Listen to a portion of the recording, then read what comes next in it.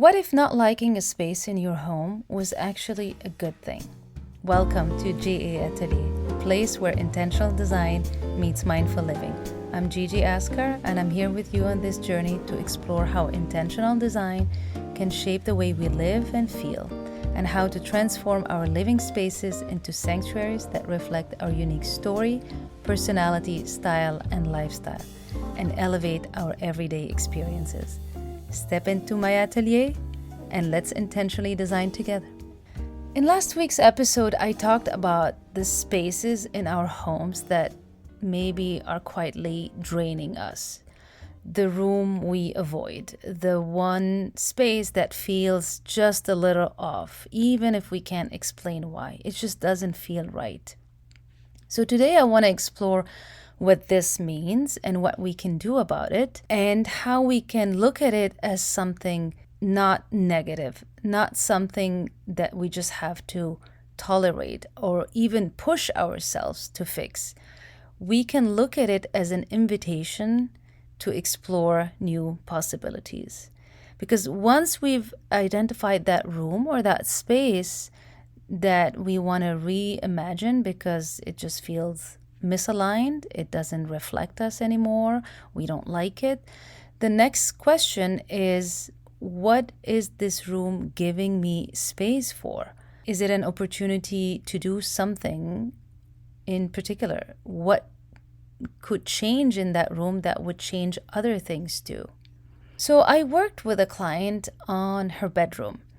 She came to me with a room that was functional and even, well designed by traditional standards. You had the complete traditional bedroom set with the matching nightstands, a dresser. It was beautiful wood, but, dark color and heavy wood and, very rich and deep colors. And it looked fine. It functioned, but something was off. It's been with her for years, and she was just in a different phase of her life. She had changed, things have changed around her, and the room didn't.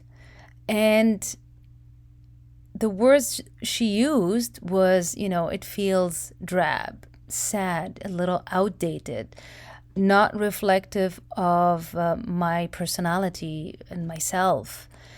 And by really listening to what she needed and just seeing that it did not match her at all, I was able to bring in a design that not just looks and functions well, but also feels more like her.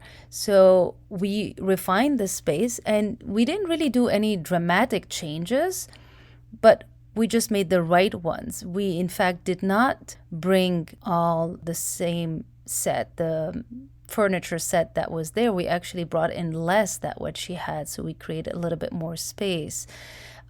We brought in a lighter, more feminine texture and curves to the furniture that she had.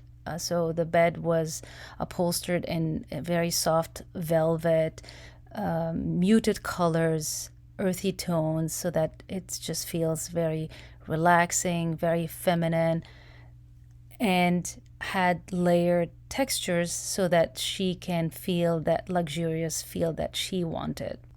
So at the end of the design, letting go of that heavy dark wood furniture and replacing it with more fluid and feminine lines changed everything. And the color palette, of course, and the lighting, and just having even less stuff in the space really changed the feel. It was not your typical bedroom set. So the difference wasn't just visual, it was also emotional, because we let go of that weight visually and emotionally. And then she started using words like exhilarated. She's so happy to be in that room in her house. It's one of her favorite rooms now. There's peace, tranquility, and especially for a bedroom, this is so important. These feelings, is what you want to feel in a bedroom. You want to feel relaxed. It's a place where you're going to sleep and rejuvenate and rest. So when you see and feel that a space has changed, even if it's just one room, it creates momentum. There is a ripple effect on you and also the rest of the home. Sometimes it's not the whole home that needs attention right away. You don't have to do everything at the same time from the get-go. Sometimes it's just one room. And we overlook that sometimes. We, think, oh, it's not important. I'll get to that later. Or we tolerate that misalignment in one area of the home, thinking it's a small thing, not worth the effort, or it's not going to change much because other things also need to change, or it's just fine right now. But that one room might be what's holding everything back, because like I said, it can give you a different feeling. You'll be feeling better in that room, in that space, and also might give you momentum for other things too. And when you give that room your attention, intentionally and fully, it creates that ripple effect.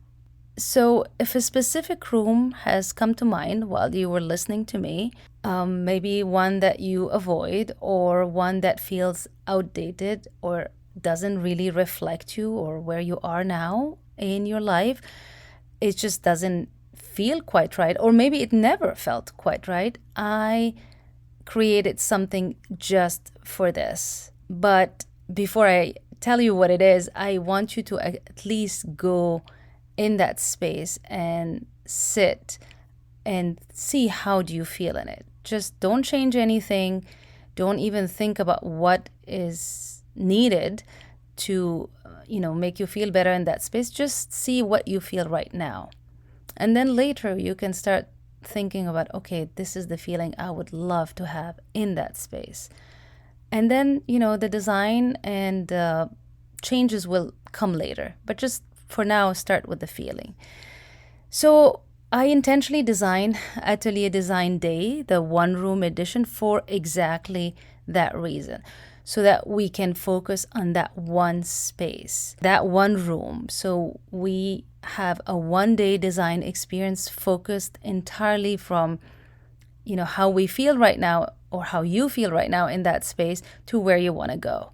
So if it's a space you've outgrown, and how you want it to align with your current style, your lifestyle, how you want it to feel right now.